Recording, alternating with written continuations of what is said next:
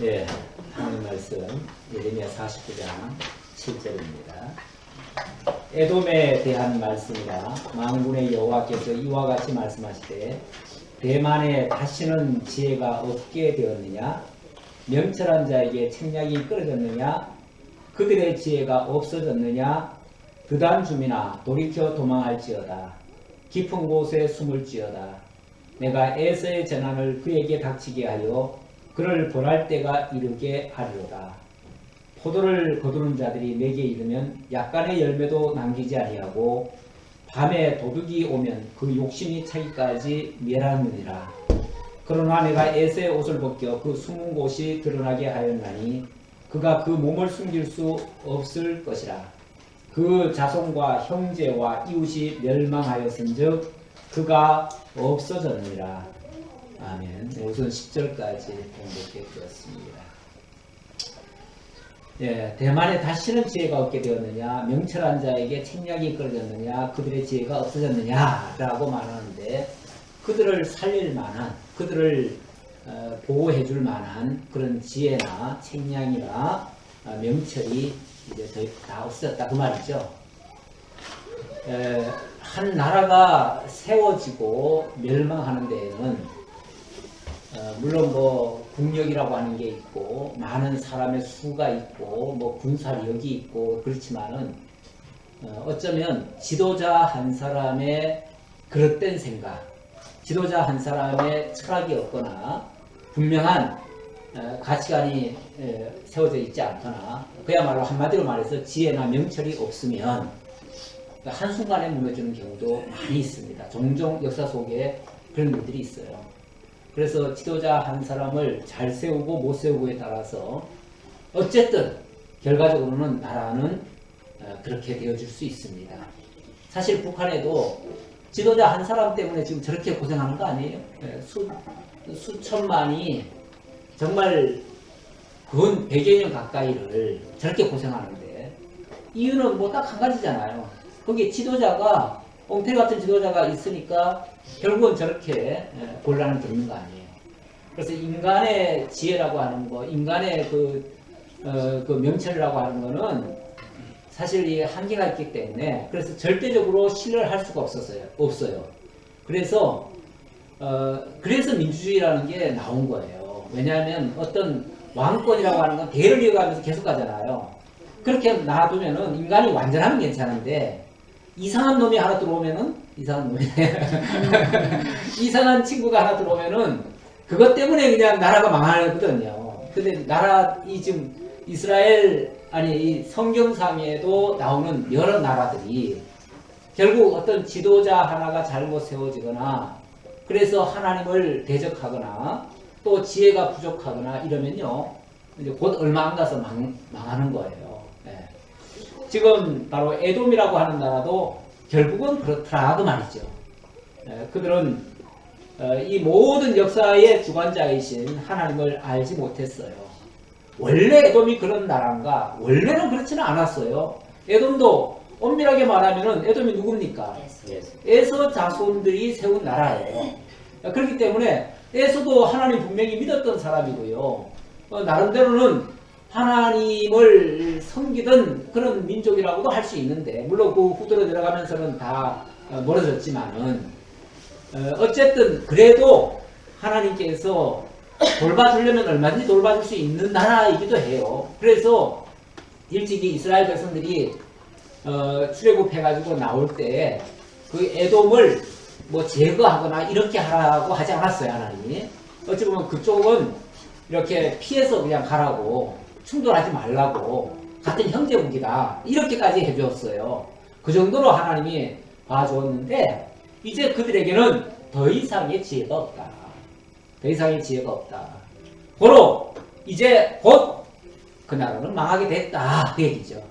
그러니까 지금이라도 살려면 어떻게 하라? 8절에 보니까 드단 주민아 돌이켜 도망할지어다. 도망하래요. 지금이라도 살려면 도망하래요. 어디로 도망해야 되겠어요? 물론 하나님께로 도망하는 게 맞는 말이죠. 맞는 말인데 어쨌든 거기에 그들과 어리석은 자들과 함께 하다가는 같이 망한다 그 얘기죠. 예, 그러면서 이제 에서의 재난이 곧 닥칠 때가 왔고 그를 벌할 때가 이르게 하리로다. 이제 에서 족속이 이제 하나님께로부터 진노를 받을 때가 얼마 안 남았다. 지금 열방에 대한 하나님의 진노가 지금 계속 선고되고 있는데요. 지난번에 뭐 모압이라든지 여러 나라들 쫙 얘기했어요. 그리고 이제 에돔 차례입니다. 포도를 거두는 자들이 내게 이르면 약간의 포도도 남기지 아니하고 밤에 도둑처럼 욕심이 차기까지 멸할 것이다. 이 포도를 거두는 자, 달콤한 열매만 취하려고 하는 자들이 있을 거예요. 그들이 대적이죠. 그 에돔을 호시탐탐 노리던 자들이 이제 얼마 안 가서 그 땅을 짓밟을 것이다. 마치 짓밟을 때는 포도 수확하듯이 그렇게 좋은 것들을 다 빼앗아 가버릴 것이고 나머지들은 다 짓뭉개 버릴 것이고 이렇게 할 것이다. 그런 얘기죠. 그럴 때 마치 밤에 도둑이 와가지고 욕심 찰 때까지 후려가듯이 그렇게 할 것이다. 그러나 내가 에서의 옷을 벗겨 그 숨은 곳이 드러나게 하였나니 그가 그 몸을 숨길 수 없을 것이라. 뭐 숨고 싶어도 그 대적자들이 와가지고 다 삼켜가는데 어떻게 피해 보려도 피할 수가 없다. 옷을 벗어도 어디 숨을 데가 없다. 이런 이제 표현이죠. 그만큼 이제 망하는 것 외에는 다른 길이 없다. 그 얘기입니다. 그런데 그 와중에서도 11절 보니까 내 고아들을 버려도 내가 그들을 살리리라. 내 가부들은 나를 의지할 것이라. 그 와중에 에돔은요, 원래 나라가 전쟁이 일어나면 제일 피해를 입는 자들이 누구냐면 어린아이들이고 부녀들입니다. 그렇죠? 그래서 에돔이 이제 위기에 봉착하니까 거기에 버림받는 자들이 누구냐면 그 나라는 누구를 버리냐면은 부녀들을 버리고 어린아이들을 버릴 거예요. 그런데 하나님은 오히려 너들이 버리는 그 어린아이와 고아와 그 과부들은 내가 다 건져주마 그래요. 그러니까 이상하잖아요. 그 강하고 힘있고 지혜롭다 소위 그렇게 말하는 자들은 하나님 다 치신다 그러고 오히려 아무 의지할 데 없고 힘도 없고 그냥 버려져서 죽을 수밖에 없는 그런 고아나 과부들 이런 자들은 하나님이 돌보시겠대요. 이게 하나님이 하시는 일이에요. 우리 하나님은 스스로 강하다 하는 자들은 다 진멸하시고 정말 의지할 데 없는 자들은 의지할 데가 없으니까 하나님을 찾는 거죠. 아이쿠 하나님. 우리도 옛날에 우리 하나님 안 믿는 사람들도요. 위험에 닥치면 아이쿠 하나님 그래요. 그래서 하나님 찾아요. 우리가 다 어려울 때는 하나님을 찾는 것이 어찌 보면 인간의 본성 같은 건데 그 위기에 봉착한 연약한 자들 그들은 오히려 하나님을 찾고 또는 하나님이 보호할 대상이 될 것이다. 그러니까 우리 하나님께서 아예 그 민족 자체를 미워하는 게 아니고 하나님을 의지하지 않는 걸 미워하는 거죠. 하나님을 떠나고 자기 힘으로 살겠다고 하는 자들을 미워하는 거죠. 이거는 엄밀하게 말하면 하나님의 대적들이에요. 하나님의 대적들을 하나님이 싫어하시고 그들을 침체하시겠다는 거지 하나님이 인정사정 없이 모든 인간을 다 쓸어버리겠다 이런 차원은 아니에요. 하나님을 의지하는 자들은 하나님이 불쌍히 여겨요. 12절 여호와께서 이와 같이 말씀하시니라. 보라 술잔을 마시는 습관이 없는 자도 반드시 마시겠거든. 내가 형벌을 온전히 면하겠느냐? 면하지 못하리니 너는 반드시 마시리라. 이 술잔을 마신다는 말은요. 이 술을 먹는다, 술을 마신다 하는 말은 취한다는 얘기고요. 정신을 잃는다는 얘기고 그거는 하나님의 긍휼의 대상이 아니에요. 술 취하는 자는 이미 정신을 잃은 자고 그런 자들은 망하는 하나님이 왜 술을 먹이겠어요? 망하라는 거예요. 망하라고 하나님이 술을 먹이는데 그 술을 먹는 자들은 거기에 이미 취해가지고 아마 그들은 망하면서도요. 왜 망하는지도 모르고 망할 거예요. 원래 그 망하는 자들도요. 어찌 보면은 여기 심지어는 그 망할 자들은요. 술잔을 마시는 습관이 없는 자도 반드시 마실 것이다. 이건 뭐 하나님이 취하게 하신다는 말이죠. 하나님이 취하게 하면 그들은 결국은 그 술에 취해서 물론 이거 표현이에요. 이 어떤 죄와 그런 곳에 완전히 빠져들어간다 그 얘기예요.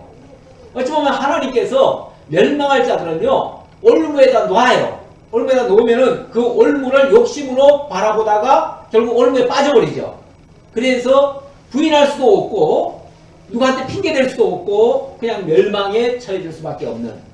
가만히 보면은 하나님 앞에서 심판받을 자들은요, 하나님이 놓는 그 올무에 다 걸려요.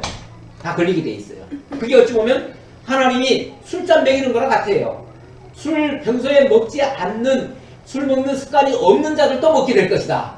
이거는 하나님이 어떤 올무를 딱 놓으시면, 어떤 올무라니까 이게 표현상 그런데요, 뭐 하나님이 일부러 망하게 하겠어요. 다만 하나님을 대적하거나 하나님을 알지 못하거나 하나님의 뜻을 거스르는 자들, 그들에게 어찌 보면 유혹거리를 주는 거죠. 그러면은 그게 살 길인 줄 알고 그리 달려가는 거죠. 그러다가 그만 거기에 함정에 빠져서 헤어나오지 못하고 멸망의 길에 함께 쓰러져 버리는 거죠. 그렇게 할 것이다.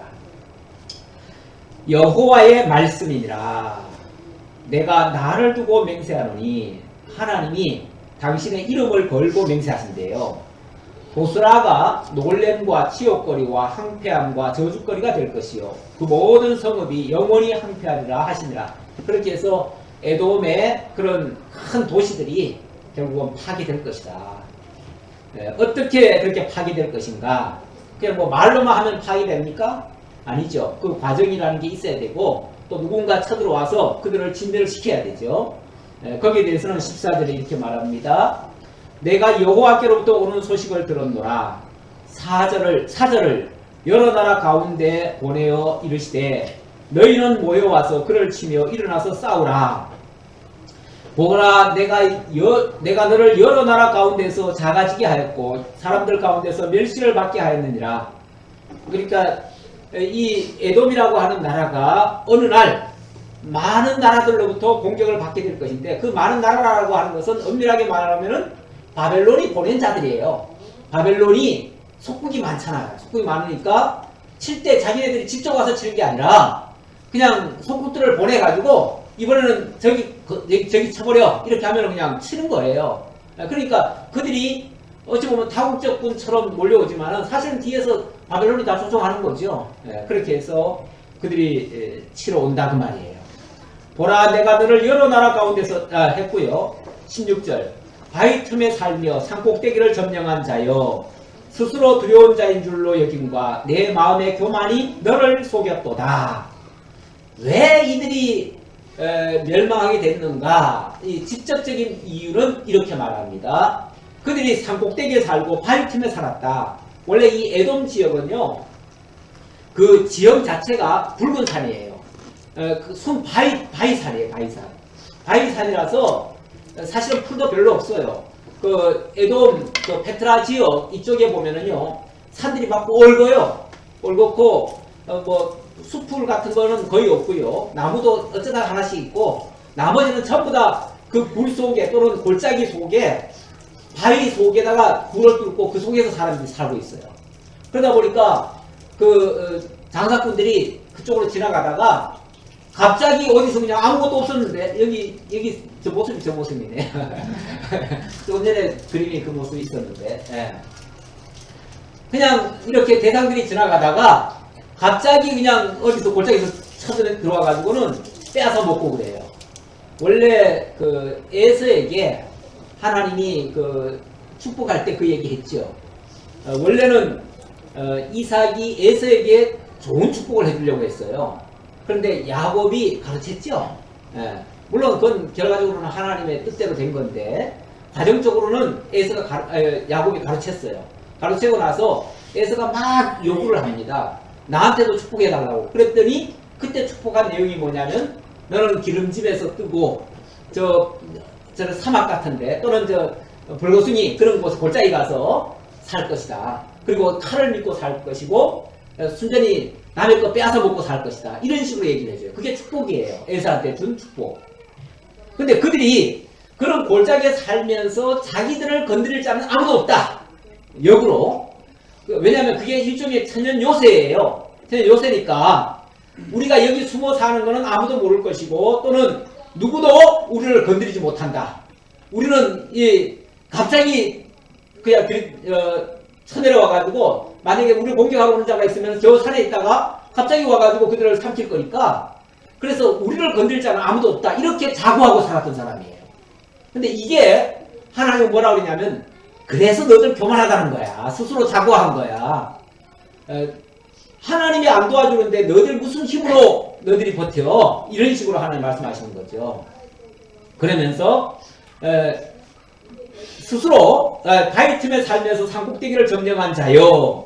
스스로 두려운 자인 줄로 여김과 스스로 자기네들이 강력한 자인 줄로 여김과 내 마음의 교만이 너를 속였도다. 그게 너들 그 함정에 빠진 거야. 그 말이에요. 그게 거기에 너들이 속은 거야. 그 말이에요. 네가 독수리같이 보금자리를 높은 데에 지었을지라도 내가 그리로부터 너를 끌어내리리라. 이는 여호와의 말씀이니라.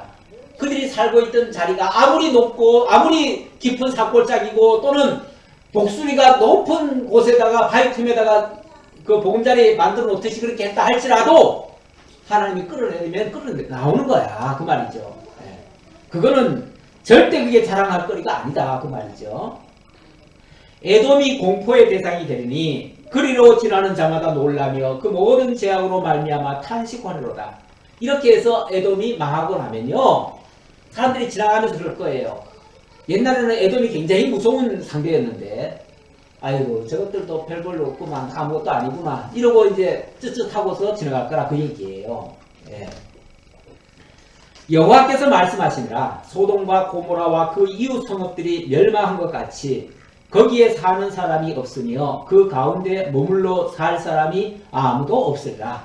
예, 그렇게 망하고 나면 그 땅은 더 이상 사람이 살 곳이 못 될 것이다. 그런 얘기죠. 보라, 사자가 요단강의 깊은 숲에서 나타나듯이 그가 와서 견고한 처소를 칠 것이라.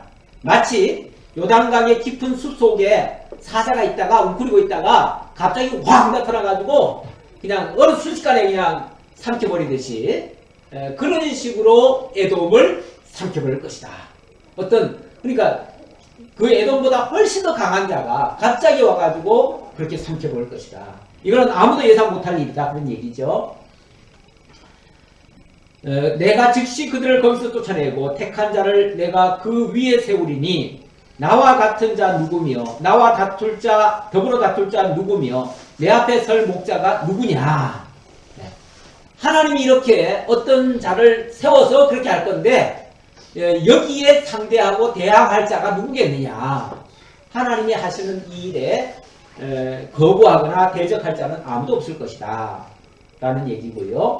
그런즉 에돔에 대한 여호와의 의도와 대만 주민에 대하여 결심하신 여호와의 계획을 들으라. 이 모든 것이 하나님의 계획에 의해서 되어지는 일들이다. 이걸 피할 자는 없을 것이다 라는 말이고요. 들으라. 양떼 어린 것들을 그들이 반드시 끌고 다니며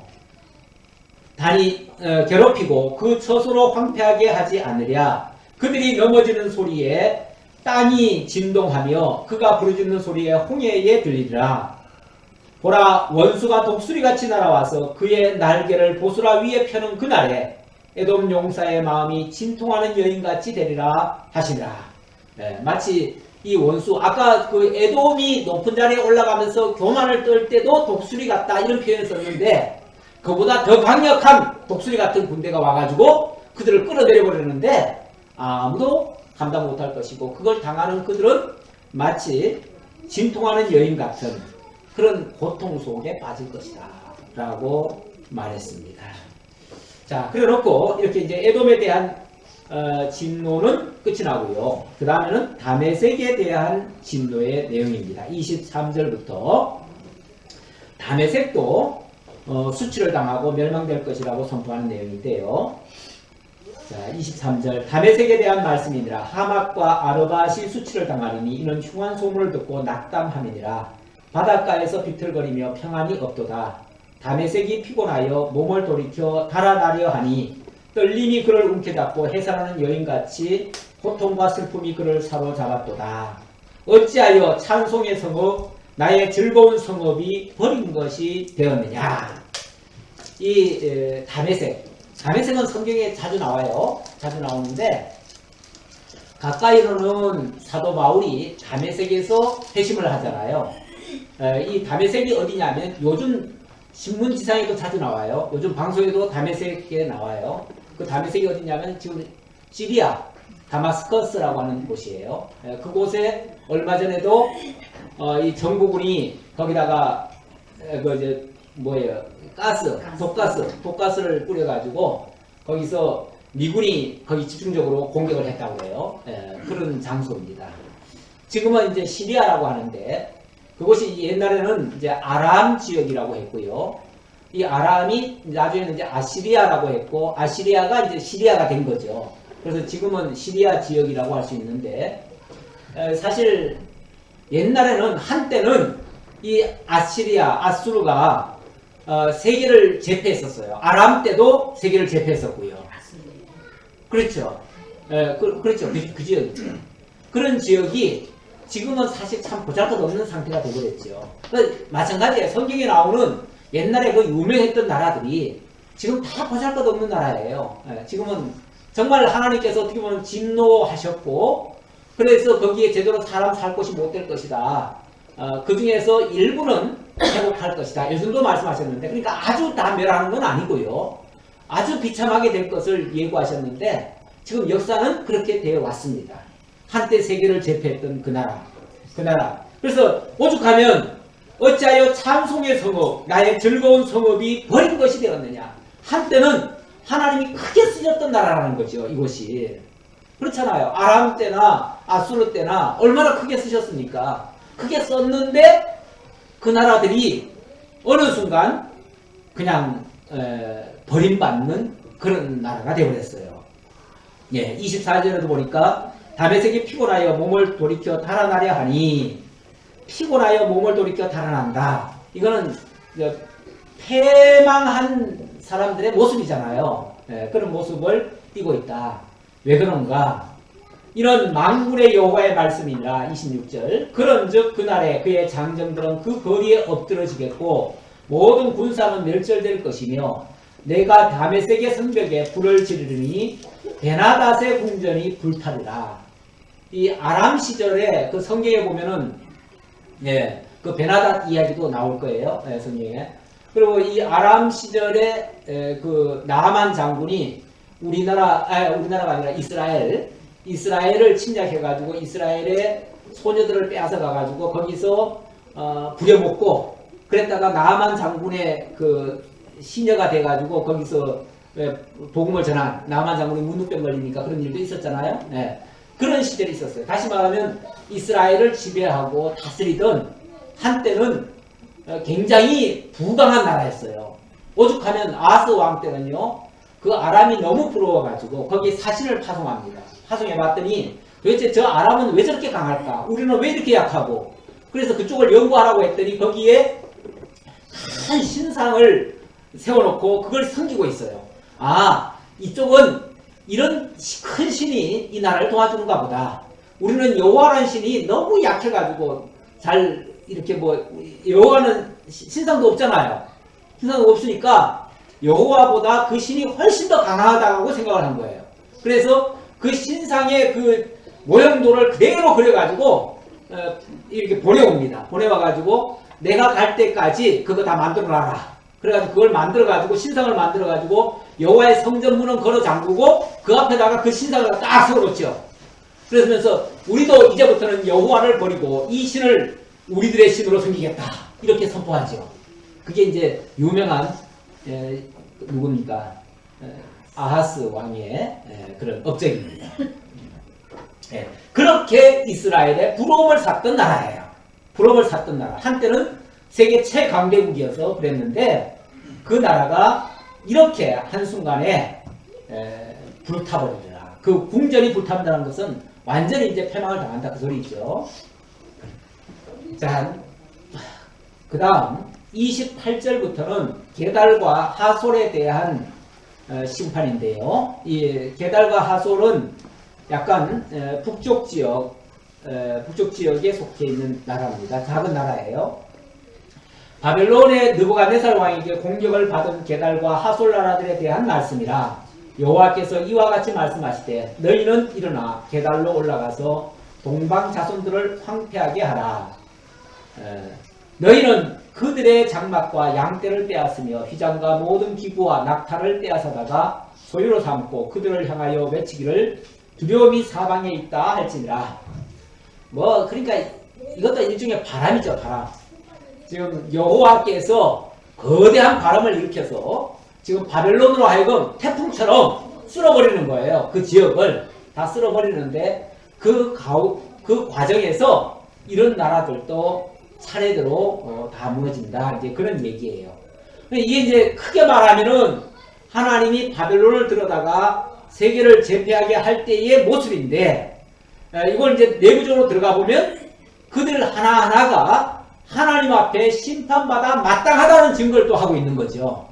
그래서 결과적으로 말하면 누가 망했다, 누가 심판을 받았다 라고 한다면 역사적으로 말하면은 지금 어느 나라가 어떻게 되고 지금 세계 경제가 그런 거 아니에요? 세계 경제나 또 세계 정치 형태가 그런 거 아니에요? 지금 어느 나라가 일어서고 어느 나라가 독재를 하고 어느 나라가 어떻게 하니까 이렇게 망하고 어디는 흥하고 이렇게 된다 그러지만은 내각적으로 들어가 보면은 다 하나님과의 관계가 있어요. 하나님과의. 그래서 하나님을 멀리 한다든지 하나님과 가까이 한다든지 하나님의 인도함을 받는다든지 하나님을 거역한다든지 이런 것 때문에 흥망성쇠가 일어나고 있는 거예요. 그래서 우리는 그 표면적인 이유를 보는 게 아니라 그 이면에서 역사하시는 하나님, 그 하나님을 잃는 거예요. 이런 역사 속에서도. 이거는 과거에 지나간 역사지만 이 역사라고 하는 거는요, 여기서 진정한 교훈을 우리가 받지 못하면 지금도 얼마든지 있을 수 있는, 반복될 수 있는, 그래서 역사는 반복된다는 말도 있어요. 그러니까 거기에 중요한 역사의 교훈을 받지 아니하면, 다시 말하면 그거는 그 이면에서 역사하시는 하나님의 섭리를 읽지 못한다면 우리도 얼마든지 당할 수 있는 그런 일들이다 라고 말씀드릴 수 있죠.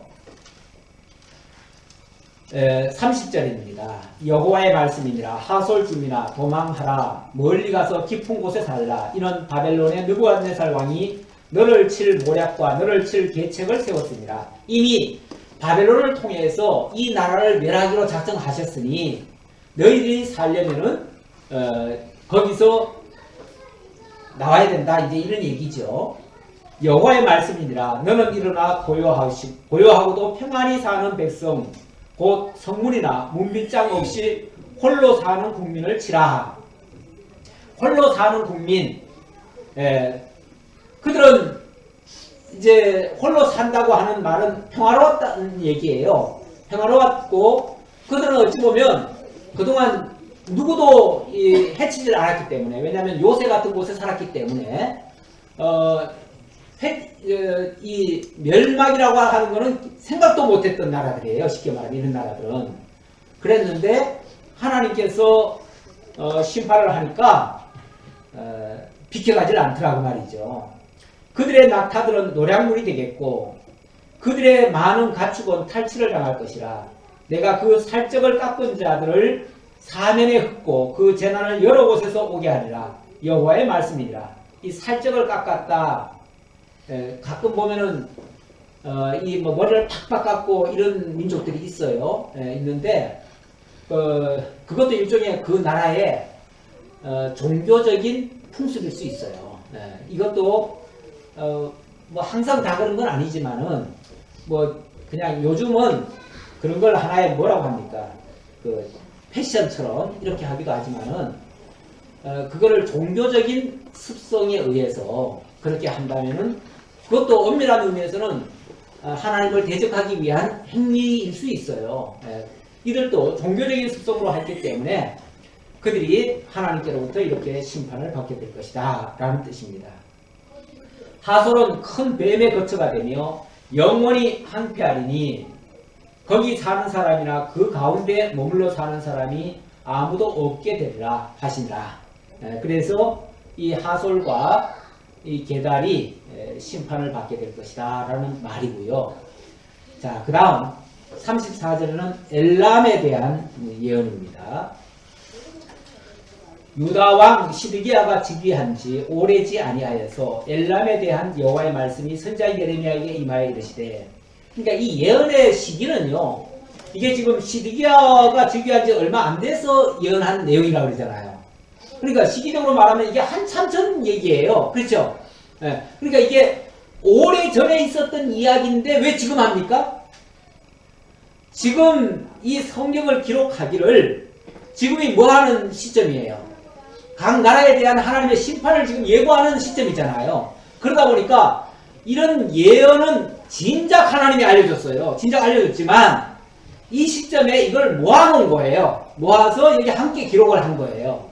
그러니까 심판받기 전에 이제 얼마 있으면 이제 심판이 뭐 이루어질 거예요. 이루어질 건데 그거 이루어지기 전에 묶어가지고 이제 얼마 안 있으면 이 나라에 대해서는 이렇게 될 거고 이 나라에 대해서는 이렇게 될 것이다. 이렇게 다 예언했던 것을 시기와 상관없이 그냥 모아서 한꺼번에 알려주는 거예요. 그래서 나중에 그 역사가 이루어졌을 때 하나님께서 일찍이 시드기야 때에 예레미야한테 이렇게 예언한 적이 있어. 이걸 이제 미리 기억하게 하는 거죠. 그랬을 때 나중에 이 역사가 실제 일어나거든요. 일어났을 때 진짜 하나님의 말씀대로 됐구나 라는 것을 깨닫게 되는 거죠. 그러니까 목적은 이스라엘 언약 자손들에게 모든 세계의 역사가 세상 나라의 흥망성쇠까지도 하나님에 의해서 되어진다 라는 것을 미리 알려주고 역사가 이루어졌을 때 하나님이 하셨다는 것을 알게 하기 위한, 그래야만 그걸 깨닫는 자들이 하나님을 경외할 거 아니에요. 그래서 하나님 경외하기 위한 목적에서 그렇게 하는 것이다. 만군의 여호와가 이같이 말하노라. 보라, 내가 엘람의 힘에 으뜸가는 활을 꺾을 것이요 하늘의 사방에서부터 사방 바람을 엘람에게 오게 하여, 하늘의 사방에서부터 사방 바람을 엘람에게 오게 하여. 이 사방 바람, 요한계시록에도 보면은 하나님이 바람을 부신다. 그래서 천사들을 동원해가지고 어느 곳에서 바람이 불게 한다. 이제 한 번은 예를 들어서 서쪽에서 바람이 불게 하고 동쪽에서 바람이 불게 한다. 지금 가만히 보면요, 지금 현대 세상에서도 한때는 막 서구가 일어나잖아요. 또 한때는 막 동양에서 막 일어나잖아요.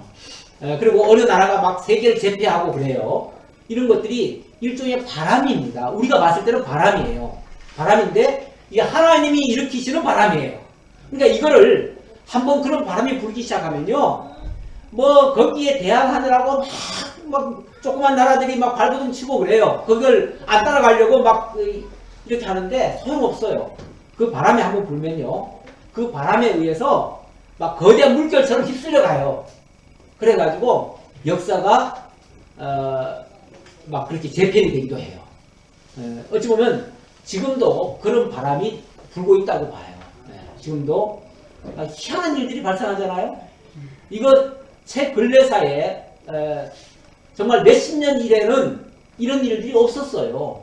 이런 일들이 없었는데 갑자기 뭐 미국에 조금 희한한 대통령이 나오더니만 중국에 또 한 독재자가 또 등장하더니만 또 북한에 또 갑자기 뭐 한 사람이 죽더니만 뭐 새로운 이거 뭐 철부지 같은 사람이 지도자라고 나오더니만 요 근래 보니까는 아주 희한한 또 역사가 일어나기 시작해요. 그동안 그렇게 그냥 붙들고 있던 거를 또 요즘은 이제 또 놓겠다고 또 하고. 그러니까 지금 하나님이 불어주시는 이 바람이 저는 굉장히 기대가 커요. 이 바람이 어디로 불지. 어느 정도는 이렇게 감이 오긴 하지만 함부로 예언할 수는 없고요. 그런 예언 정도는 여러분들도 하실 수 있을 것 같아요.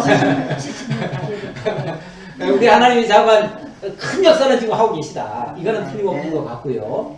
그래서 굉장히 기대가 큰데 어쨌든 이건 일종의 바람이다. 이 바람의 이면에는 하나님의 역사가 있다. 하나님이 사방의 천사들을 불러다가 지금 바람을 일으키고 있다. 이걸 걷잡을 수 없다. 이거는 거기에 일부 좀 불만인 세력들이 있어요. 뭐 반대하고 그런 거 싫다. 우리는 막아야 되겠다. 막 발버둥 치고 막 막으려고 하는 자들이 있어요. 있는데 안 막아집니다. 하나님이 불게 하시는 바람이면 안 막아져요. 하늘의 사방에서부터 사방 바람을 엘람에 오게 하여 그들을 사방으로 흩트리니 엘람에서 쫓겨난 자가 가지 않은 나라가 없으리라. 하나님이 엘람을 한번 흩어버리면요, 그 민족이 온 사방으로 다 흩어질 거래요. 우리나라도 한때 일본에 의해서 한번 한국에 그냥 엄청난 바람이 불어닥쳤죠. 그러니까 우리나라 민족이요, 세계에 안 갔는 데가 없대요. 우리나라 민족도 참 대단해요. 이 조그만 나라에 변방에 반도 끝에 살던 나라가 세상에 안 가 있는 나라가 거의 없을 정도로 온 세계에 지금 다 흩어져 있어요. 그런데 이것도 하나님이 여기를 한번 쳐서 그래요. 치니까 이게 그냥 흩어진 거예요. 이렇게 흩어가지고 전 세계 속에 한국, 코리아에 힘을 또 보여주는 이런 역사가 또 있게 해요. 그리고 또 그 속에 그냥 사람만 흩어지게 하는 것이 아니라 거기에 복음까지 심어가지고 복음을 접붙여가지고 그 씨앗이 날아가게 한 거예요. 그래가지고 한국인들이 가는 곳마다 복음이 전파돼요. 이건 정말 놀라운 일이에요. 지금은요, 전 세계에 가장 강력하게 복음을 전파하는 나라는 그래도 한국입니다. 뭐 한국교회가 많이 죽었다 어쨌다 그래도요, 그래도 하나님이 아직까지는 한국을 지금 쓰고 계셔요. 사실 미국도 뭐 아직까지는 쓰고 있다고 치지만 숫자적으로는 미국이 우리보다 조금 더 선교사가 많긴 해요. 많지만은 실제적으로 정말 열정적으로 복음을 전하고 정말 생명으로 쓰고 전하는 현재 시점에서 하는 자들은 한국이에요. 한국이 그나마 정말 생명 내걸고 오지도 가고요, 그런 역사를 많이 하고 있습니다. 하나님이 분명히 한국교회를 아직까지는 쓰고 있다. 근데 이게 저렇게 온 세계만 가게 할 것인가? 나는 정말 오지 중에 오지는 현재로 봐서는 북한이라고 보는데, 북한에도 반드시 이 복음이 전파되게 하실 것이다. 실제로 몇십 년 전만 해도요, 한국 교회가 북한에다가 씨를 많이 뿌렸어요. 많이 뿌렸는데 그걸 수확할 무렵에 갑자기 그냥 남북이 경색되면서 그게 다 흩어졌어요. 흩어져가지고 지금 막 그게 안 될 줄 알았는데, 얼마 전에도 한국에서 한국교회가 북한의 심장병 그 치료센터를 그 병원을 지어주기로 약속하고, 그래서 건물을 거의 한 90%까지 다 지었어요.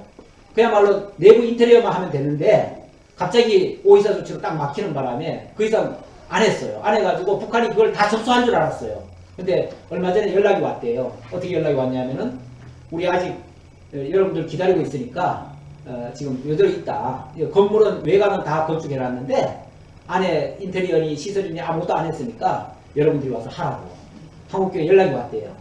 연락이 와서 이제 조금 이제 이게 풀리면은 거기 가서 이제 그 기자재는 또 외국에서 보내준대요. 그러니까 한국에서는 인테리어님은 여기까지만 책임지는 것 같아요. 그리고 의사들은 한국에서 다 은퇴한 의사들을 거기 보내가지고 거기 상주시키면서 거기에 심장병 환자들을 다 치료해준다고 이렇게 한대요.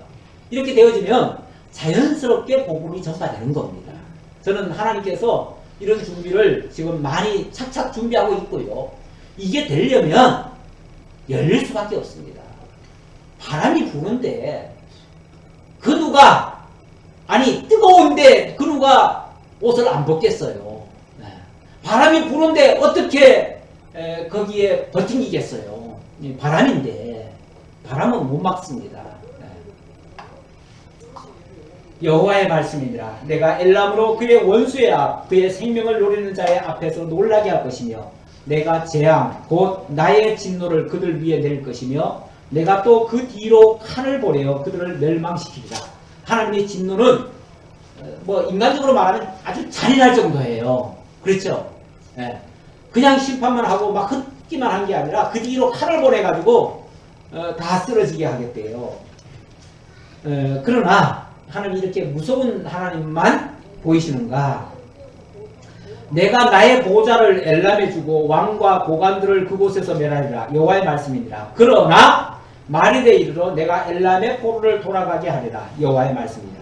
여기 보좌 또는 왕과 고관들, 그들은 다 멸하는데, 그러니까 하나님의 심판을 통해서 그 높은 자리에 있던 자들, 잘난 자들, 이런 자들은 다 진멸하는데, 그 가운데서 흩어진 포로들을 어떻게 하겠다고요? 다시 돌아오게 하겠다. 그러니까 그 백성에 대한 하나님의 자비하심은 여전히 남아있는 거죠.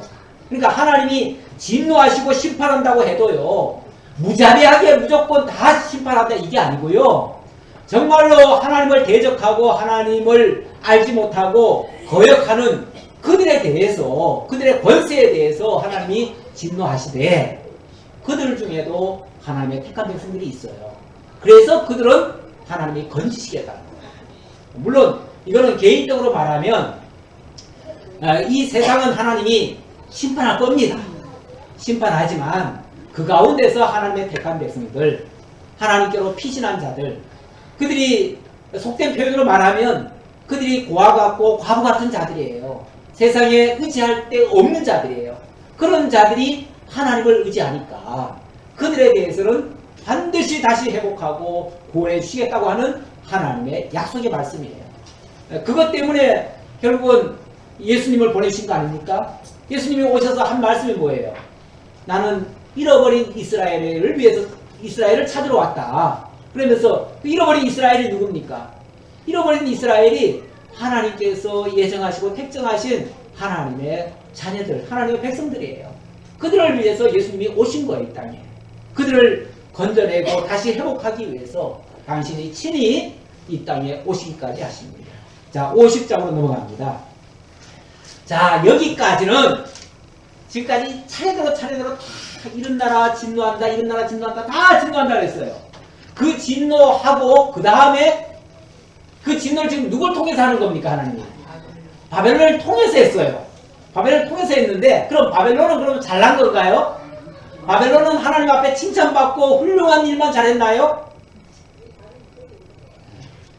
사실은 그 나라들을 심판할 때에 바벨론을 하나님이 들어서 썼어요. 그러니까 엄밀하게 말하면 바벨론은 하나님이 쓰시는 진노의 그릇이에요. 진노의 도구였어요. 진노의 도구였는데, 자, 만약에 그가 선한 뜻에서, 선한 의도에서 하나님의 진노의 도구로 사용됐다면 하나님이 우리를 이렇게 사용하셔서 감사합니다 하고 그 다음부터 하나님의 말씀에 순종하고 하나님의 뜻을 따라서 하나님께 영광 돌리고 그렇게 살았어야 될 거예요. 그러려면 우선 하나님의 백성들 이스라엘부터 좀 보호해주고 그들을 지켜주고 인도했어야 될 거예요. 그렇죠? 선대했어야 될 거예요. 그런데 그 바벨론이 어떻게 했습니까? 이스라엘을 괴롭혔어요. 괴롭히고 이스라엘을 다른 나라들처럼 그냥 무자비하게 같이 심판하는 그야말로 도구로만 사용되었지 하나님의 뜻을 받들어서 이스라엘을 보호하거나 이런 짓은 안 했어요. 안 하니까 좋다. 하나님이 내가 이것들 다 진노하는데 너를 쓰기는 썼지만 너도 쓰고 나서는 너도 이제 내가 진노하겠다. 너도 심판하겠다. 라고 말씀하십니다. 예. 그런 내용이 50장부터 마지막 52장까지인데요. 이거는 이제 마지막에 바벨론에 대한 보수입니다. 바벨론에 대한 보수고, 바벨론도 마지막에는 결과적으로는 망하게 될 것이다. 라는 내용입니다. 여호와께서 선지자 예레미야에게 바벨론과 갈대아 사람의 땅에 대하여 하신 말씀이라. 너희는 나라들 가운데 전파하라. 공포하라. 깃발을 세우라. 숨김이 없이 공포하여 이르라. 바벨론이 함락되고 벨이 수치를 당하며 무로닥이 부스러지며 그 신상들은 수치를 당하며 우상들은 부스러진다 하라. 이는 한 나라가 북쪽에서 나와서 그를 쳐서 그 땅으로 황폐하게 하여 그 가운데 사는 자가 없게 할 것이라. 사람이나 짐승이 다 도망할 것이니라. 예, 이 바벨론도 어느 때가 되면 침략을 받아서 멸망을 당하게 될 것이다. 그런데 그들을 치는 자들이 누구다? 북쪽에서 나와서, 한 나라가 북쪽에서 나와서, 한 나라, 어찌 보면 이름도 별로 없던 한 나라가 갑자기 일어나가지고 그 나라가 졸지에 이 바벨론, 그 당시에는 최대로 강한 나라, 주변을 다 점령하고 통일을 하고 아주 황제국이 된 패권국이 된 그런 나라를 어느 한 나라가 갑자기 일어나가지고 칠 것이에요. 네. 물론 나중에 가보니까 그 나라가 바로 파사국이에요. 파사국. 이 파사가 바벨론을 치기 전에 먼저 메대를 치죠. 그래서 메대와 연합해가지고 또 이 바벨론을 치죠. 그렇게 해서 졸지에 바벨론이 멸망을 당하게 됩니다. 여호와의 말씀이니라. 그날 그때에 이스라엘 자손이 돌아오며 유다 자손도 함께 돌아오되 그들이 울면서 그 길을 가며 그의 하나님 여호와께 구할 것이며. 그런데 왜 이런 일이 발생하는가 궁금하잖아요. 하나님이 그 바벨론을 들어가지고 이렇게 엄청난 일을 해놓고 왜 갑자기 그 나라를 망하게 하시는가? 이유를 들어가 보니까 이유는 딱 한 가지예요. 이스라엘을 구원하시기 위해서. 이스라엘을 구원하시기 위해서. 그러면은 이 바벨론은 이스라엘 구원하는 데 쓰임 받은 나라입니까? 이스라엘을 진노하는 데 쓰임 받은 나라입니까? 진노하는 데 쓰임 받았단 말이에요. 그러니까 그 역할이 끝났어요. 이제는 이스라엘이 구원받아야 될 때가 됐어요. 구원받아야 될 때가 됐으니까 진노의 도구였던 바벨론은 뭐 해야 돼요? 이제 심판을 해야 돼요. 심판을 해야 되니까 하나님께서 한 나라를 일으켜가지고 이 바벨론을 치기 시작하는데 이유는 바로 이스라엘을 구원하기 위해서다 라고 말씀하시는 거예요. 역사가 굉장히 큰 나라들이 막 우왕좌왕하고, 아니 우왕좌왕이 아니라 뭐야 아웅다웅하고 막 서로 싸우잖아요. 지금도 이 한반도를 앞에 놓고요, 실제 이 전투가 벌어져야 될 곳은 이 한반도인데 이걸 놓고 지금 저 2억 마일이 떨어져 있는 미국하고 저 북쪽에 있는 중국하고 어찌 보면 또 러시아까지 거기 곱살이 끼고 저 해양에 있는 저 일본까지 곱살이 끼어가지고 자기네들 무슨 뭐 하나라도 얻어먹으려고 그냥 이거 아니 우리 문제에 왜 저들이 끼어가지고 난리예요. 정작 그 종전 합의에는 우리나라는 끼지도 못하고 우리나라 문제인데 우리나라는 끼지도 못해요. 웃기는 일이에요. 완전히 저희들끼리 그냥 서로 그냥 짝짝꿍이 돼가지고 우리나라를 반쪽에 놓고 북쪽은 너희들이 다스려라, 남쪽은 또 미국이 다스려라, 이런 식으로 한 거예요. 바벨론도 그랬잖아요. 이스라엘. 이런 엉터리를 만들어 나가지고 결국은 남북을 그냥 남북으로 이제 쪼개놓은 거죠. 쪼개놨어요. 근데 사실은 이스라엘도 어찌 보면 남북으로 쪼개졌잖아요. 물론 그런 의도인지 뭔지는 몰라도 자관 결과적으로 보면 남북이 쪼개졌어요. 그런데 남북이 둘 다 하나님 앞에 잘못됐어요. 그래가지고 북쪽은 아수르에서 먼저 패망됐고 그 아수르에서 패망된 나라는 또 바벨론에서 또 패망되고 또 바벨론은 또 남쪽 유다까지 삼켜버렸어요. 그래 지금 둘 다 지금 다 망했어요. 다 망했는데 하나님이 한 나라를 일으켜가지고 그 나라를 통해서 이 남북 이스라엘 유다 이 두 나라의 백성들이 거기서 하나가 돼가지고 이제는 과거처럼 으르렁거리지 않고 이제는 우리 함께 올라가서 하나님 찬양하자, 하나님께 예배드리자, 그러고 온다 그 말이에요. 그러고 그래서 4절 다시 보겠어요. 여호와의 말씀이니라. 그날 그때에 이스라엘 자손이 돌아오며 유다 자손도 함께 돌아오되 결국 남쪽 유다와 북쪽 이스라엘을 해방시키려고 하나님이 이런 역사를 하신다 그 말이에요. 그래서 돌아올 때는 그들이 울면서 그 길을 가며 그의 하나님 여호와께 구할 것이며, 과거에는요 서로가 미워하고 서로가 막 으르렁거렸는데 이제는 함께 울면서 하나님 앞에 통곡하면서 정말 하나님 앞에 은혜를 구하면서 이렇게 올 것이다. 그들이 그 얼굴을 시온으로 향하여 그 길을 물으며 말하기를 너희는 오라 잊을 수 없는 영원한 언약으로 여호와와 연합하라 하리라. 이 얼마나 중요한 말입니까? 너희는 오라, 이제 과거를 다 잊어버리고 이제 과거를 다 벗어버리고 이제 순수하게 하나님 앞으로 나오라. 잊을 수 없는 영원한 언약으로. 잊을 수 없는 영원한 언약 뭡니까? 하나님의 영원한 언약이잖아요. 하나님의 영원한 언약. 결국 그들을 통해서 하나님의 나라를 세우시고 그 나라의 백성으로 삼겠다고 하는 그 영원한 언약에 우리를 참여시키려고 하는 거니까 우리가 이제부터는 여호와와 연합하자. 여호와와 연합하자. 여호와와 연합한 자가 그 나라에 참여할 자격자가 되니까요. 어쩌면 이스라엘 나라, 그래서 우리나라도 어쩌면은 21세기에 정말 참 남북 이스라엘과 같은 처지가 아니겠는가 싶고요. 그래서 우리나라가 유독 더 복음이 이렇게 들어와 가지고 열매가 맺고 있는 거 아닌가. 하나님 앞에서 이렇게 회복하시려고 이런 역사를 만드시려고 하시는 거 아닌가.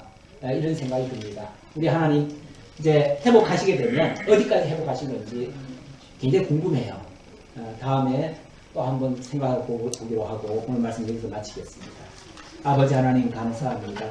우리 하나님이 하시는 일들 빈틈없고 또 말씀하신 것은 반드시 이루어지는 것을 역사를 통해서 확인했습니다. 이스라엘 역사가 오늘 우리에게도 큰 교훈을 주고 있습니다. 하나님을 멀리 떠났던 백성들이 하나님의 진노를 받았고 또 공고할 때에 하나님께서 때가 되니까 하나님께서 언약대로 또 이스라엘을 회복해 주시는 것을 보았습니다. 아버지 하나님, 우리도 많은 고난, 공고 속에 살고 있지만 하나님 때가 되면 반드시 회복해 줄 줄 믿고 정말 하나님 앞에 간구합니다. 하나님께서 온 세계 역사를 주관하셔서 우리나라도 하나님의 은혜 속에 참여하게 하옵소서. 감사드리옵고 예수님의 이름으로 기도하옵나이다. 아멘.